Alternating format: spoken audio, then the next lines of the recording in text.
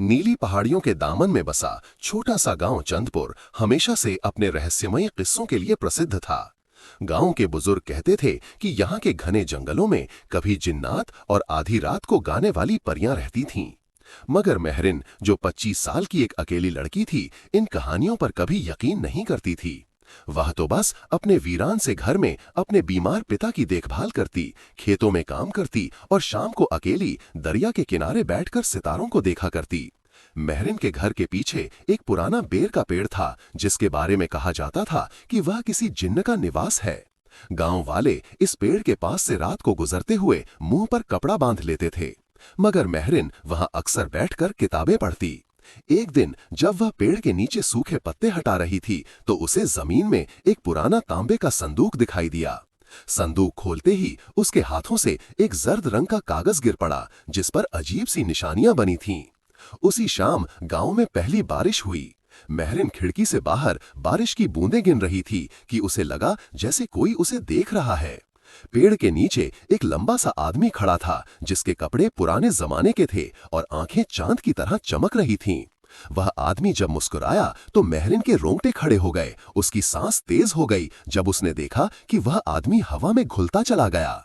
अगले दिन महरिन ने गांव के सबसे बूढ़े आदमी हाकिम बाबा को वह पुराना कागज दिखाया। बूढ़े ने आंखें फाड़ कर कहा, बेटा, ये तो जिन्नों की जुबान है। ये कहता है कि इस पेड़ के नीचे एक ऐसा आदमी दफन है जो 100 साल पहले एक औरत के प्यार में मरा गया था। वह हर बारिश की रात जिंदा हो जाता है। महरिन को यकीन नहीं आया, मगर अगली बारिश की रात जब वह अपने कमरे में लेटी थी, तो उसे कोई दरवाजा खटखटाने की आवाज सुनाई दी। दरवाजा खोला तो वही पुराना आदमी खड़ा था। उसके होठों पर एक उदास मुस्कान थी। तुमने मेरा खत पढ़ लिया? उसने कहा। महरिन के मुंह से चीख निकल गई, मगर वह भाग नहीं सकी। उस रहस्यमयी आदमी ने उसका हाथ पकड़ लिया। उसके हाथ में कोई गर्मी नहीं थी, बस एक ठंडक थी जो महरिन के शरीर में उतर गई।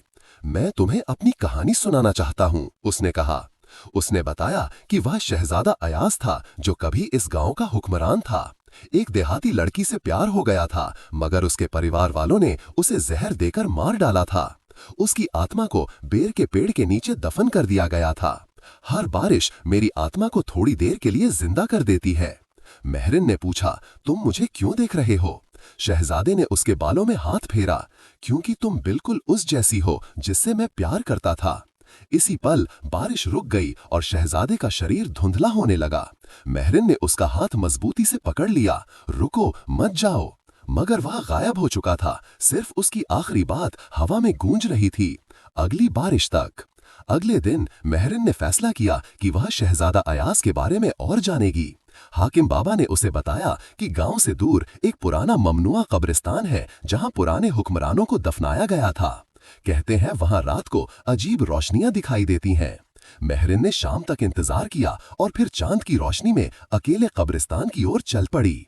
जब वह टूटी हुई दीवार पार करके अंदर घुसी, तो उसने देखा कि एक कब्र पर ताजे फूल रखे हुए हैं। करीब पहुंची तो उस पर लिखा था, शहजादा अयाज प्यार में मारा गया। अचानक उसे पीछे से पत्तों के सरसराने की आवाज आई। मुड़कर देखा तो वही रहस्यमयी आदमी खड़ा था। तुम यहाँ क्यों आई हो? उसने पूछा। महरिन ने जवाब दिया, मैं तुम्हारी कहानी जानना चाहती हूँ, पूरी कहानी। शहजादे ने बताया कि उसकी प्यार की लड़की का नाम नूरजहां था। वह एक गरीब किसान की बेटी थी। जब शहजादे ने उससे शादी का इरादा जताया, तो उसके मंत्रियों ने साजिश करके नूरजहां को जहर दिलवाया। गम में शहजादे ने भी अपनी जान दे दी। महरिन की आंखों में आंसू आ गए। लेकिन तुम अब भी यहाँ क्यों हो? शहजादे ने एक पुराना हार निकाला, जो बिल्कुल महरिन के गले में मौजूद हार जैसा था।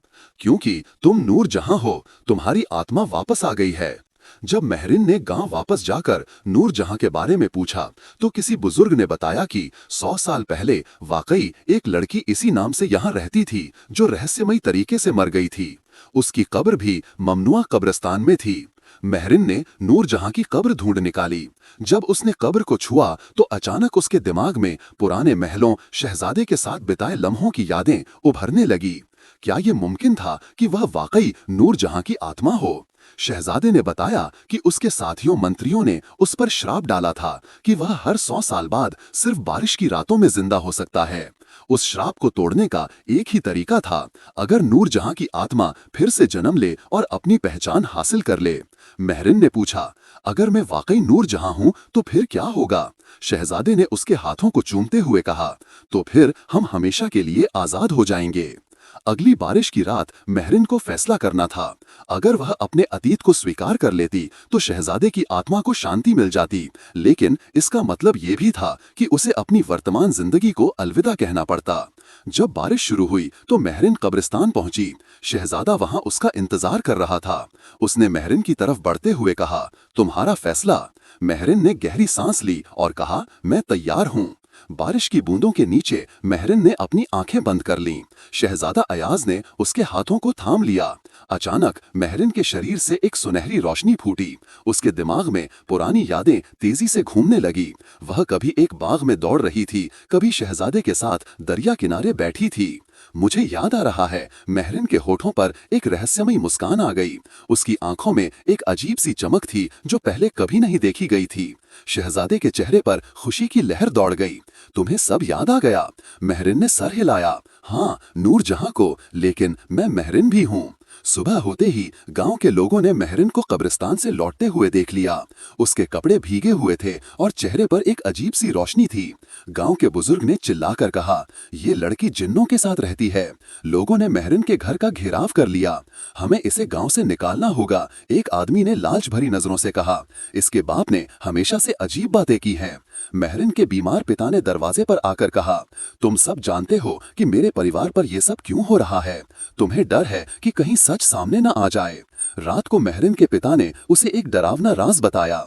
ये गांव वाले ही थे जिन्होंने शहजादे और नूरजहां को मार दिया था। उन्हें डर था कि अगर शहजादे ने एक आम लड़की से शादी कर ली तो उनकी ताकत खत्म हो जाएगी। पिता ने एक पुराना खत निकाला।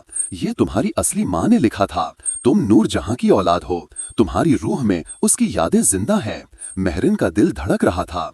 तो क्या मैं? हाँ बेटा, तुम ही इस लानत को तोड़ सकती हो। अगली रात गांव वालों ने महरिन के घर को आग लगाने का फैसला किया। जब वे मशाले लेकर आए तो अचानक आसमान पर बादल गरजने लगे। जोरदार बारिश शुरू हो गई। शहजादा अयाज हवा में प्रकट हुआ। उसकी आंखों में गुस्सा था। तुम सबने जो किया अब उसका बदला लिया जाएगा। महरिन ने उसका हाथ थाम लिया। नहीं, बदला नहीं, बस अब हमें आजाद होने दो। बारिश के बीच महरिन और शहजादे का शरीर रोशनी बनकर आसमान की ओर उठने लगा। एक दिन जब चंदपुर गांव अपने रोज के कामकाज में डूबा हुआ था और लोग पुरानी कहानियों को महज खलपना समझकर भूल चुके थे, तभी कुछ ऐसा हुआ जिसने सालों पुरानी उस दास्तान को फिर से जीवित कर दिया। आसमान में बादल छाए हुए थे, हल्की बारिश हो रही थी और वही पुराना बेर का पेड़ जिसके नीचे कभी एक जादुई दरवाजा खोला था, खामोशी से खड़ा था। एक छोटा लड़का जो जन्म से गूंगा था और जिसे दुनिया ने कभी बोलते नहीं सुना था, रोज उस पेड़ के नीचे बैठा करता था। लोगों को लगता था कि वह बस पेड़ की छांव में खेलता है, लेकिन वह वहां किसी अनकही शांति की तलाश में बैठा करता था। उस दिन जैसे ही बारिश की कुछ बूंदें उसके चेहरे पर गिरी, उसने अपनी आंखें बंद की और अचानक अपनी मां की ओर मुड़कर जोर से कहा, मां। उसकी आवाज बिल्कुल साफ, मीठी और गूंजदार थी। पूरे गांव में सन्नाटा छा गया। लोग दौड़ पड़े। उसकी मां की आंखों से आंसू बहने लगे और सबकी जुबान पर एक ही सवाल था, ये कैसे हुआ? उसी पल कुछ लोगों ने देखा कि बेर के पेड़ के ऊपर हल्की सुनहरी रोशनी लहराई और उसमें दो परछाइयां उभरीं, एक राजकुमार और एक राजकुमारी जो एक दूसरे का हाथ थामे मुस्कुरा रहे थे। वह नजारा बस कुछ पल का था, लेकिन उसकी गहराई ने हर दिल को छू लिया। लोगों को समझ आ गया कि नूरजहां और राजकुमार कहीं नहीं गए, वह यहीं हैं, हर बूंद में, हर हवा के झोंके में और उस बेर के पेड़ की हर पत्ती में। उस दिन के बाद से चंदपुर बदल गया। लोग और ज्यादा एकजुट हो गए, रिश्तों में मिठास आ गई और बेर का पेड़ गांव की आत्मा बन गया। आज भी जब कोई उस पेड़ के नीचे बैठता है तो उसे ऐसा लगता है जैसे कोई अदृश्य हाथ उसके कंधे पर रख कर कह रहा हो, डर मत, मोहब्बत कभी मरती नहीं, वह बस नजर से ओझल हो जाती है पर दिलों में जिंदा रहती है। अगर वीडियो अच्छी लगी हो तो कमेंट्स में अपनी राय का इजहार जरूर कीजिएगा। हमारे चैनल को सब्सक्राइब कर दीजिएगा। वीडियो देखने का बहुत बहुत शुक्रिया।